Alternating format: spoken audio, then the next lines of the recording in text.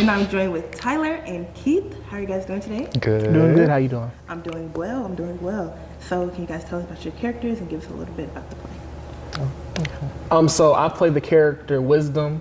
He's the oldest character in the play. He's in his early 60s. He is the owner and manager of Joe's Barbershop. He's a Nigerian immigrant, first generation American. And he's kind of like, the father figure of the play. Kind of, the glue, the guy who's always giving advice. He is an old head in every sense of the word. So I play Depression. He is 30 years old. He's a grocery store worker at Whole Foods. He was born and raised in Brooklyn, so he does have a very close connection to the community. He has a bad habit of, kind of being stuck in his head and, only focusing on the negative of his life and kind of letting it drag him down. And with the whole concept of the play, I feel like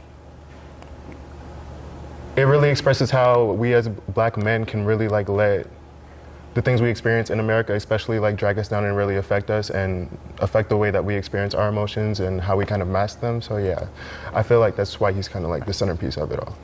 So being that we are at a HBCU at FAMU, how are you hoping that this connects with the audience?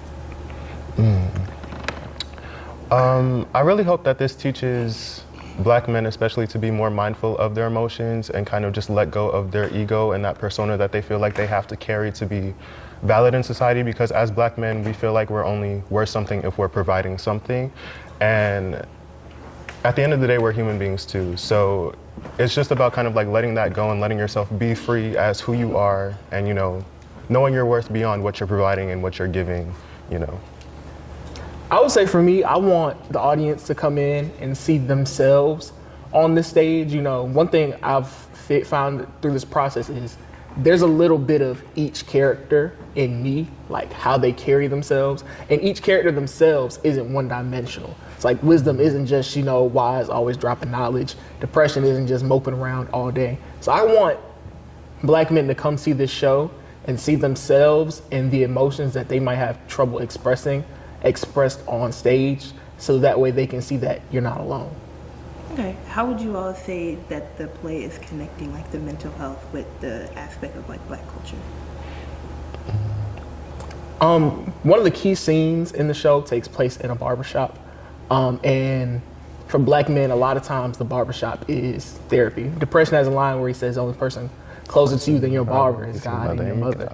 So you have that aspect. A lot of the deep-seated, issues and trauma that lead to mental health issues are addressed head on in this play, from father issues to sexual assault to things like miscarriages and things like that. So it's always, that idea is always there throughout the play. To kind of piggyback off of that, I feel like as human beings we all go through things, but especially in America, those things that people normally go through as human beings, on top of being a Black man in America and how that affects us, the play really highlights how those external circumstances come into play along with those other circumstances that human beings normally have to go through, and how Black men handle it. Even though we are Black men, each one handles it in a different way and expresses it differently. You guys mentioned a lot of heavy topics going on in the play. Is there something that you guys did to not have that baggage with you when you go home? It took a lot of meditation. I'm not gonna lie. After rehearsal, I have a good habit of meditating, because Depression especially, he's a very heavy character. He's constantly talking about very heavy topics. The weight of the world is just on his shoulders, and going into that every day I noticed that I was starting to bring that home and bringing that into my friendship. So I was like, okay, yes, it's something I have to do, but it's not an excuse for me to let that affect my life the way that it is. So I would meditate, just yoga, things like that, just journaling, things to help me get it off my mind. I would say for me, acting is an escape. And getting to step into another character and experience their lives, it's always been therapeutic to me, to where in that moment you kind of forget about your life and all of your issues. So for me, this show, even though it does deal with heavy topics, it's allowed me to kind of step into somebody else's shoes and experience life through their eyes, and also see that the issues I have, I'm not alone in having, that other people have these issues, and just the way that the cast as a whole, we can all relate to all of these characters, it's really been therapeutic for me. What's one thing you guys are taking away from the play after it's done? One big thing was really dropping my ego. I have a bad habit of getting obsessed with trying to define myself and trying to find who I am. And one thing that I realized with this play is that I'm everything. I don't have to be confined into one box, one persona, one dimension. I can be myself in all of my colors and express myself as such, you know. I would say for me, you know, the whole idea of learning from other people and just natural interaction. Wisdom is a character. Every time he doesn't speak a lot, but when he does, it's usually something very powerful. So learning to, you know, listen to others and really learn from other people is something I'll definitely take away. What was the most fun part about doing the play? Working with this cast, these Yes. people are funny. They are so goofy. I love them. Yes.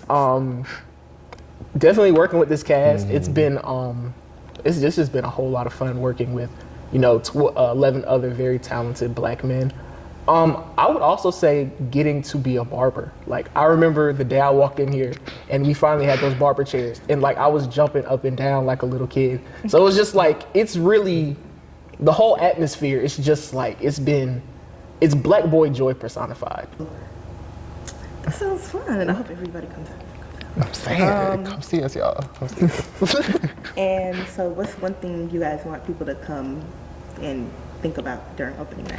Just be mindful, like really be mindful of what the message is and what we're trying to tell you, because this relates to your sons, you know, this relates to your brothers, it relates to your fathers. And like my associate said earlier, it's not just black men, everybody goes through this, you know, it's all different walks of life. So just really be mindful of not only the message, but of your peers, your family members, your loved ones, and pay attention, because mental health is a very serious issue and it affects people differently, but it can be a killer. So, Yeah, just to piggyback off that, I feel like I really want whoever comes to see the show to walk away and know we see you, we hear you, and we feel you. Because this show, it really hits at, you know, those emotions and those tough topics.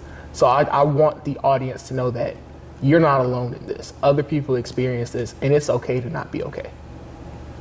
Okay, thank you so much. And if you guys want to plug the show at the camera too, this one, this camera, look at the camera, and just plug the show. Make sure you come see Thoughts of a Colored Man, showing October 16th through the 20th in Charles Winterwood Theater. FAMU students, you didn't already pay for your ticket. You might as well come because it's free. This is one you do not want to miss. I promise you that.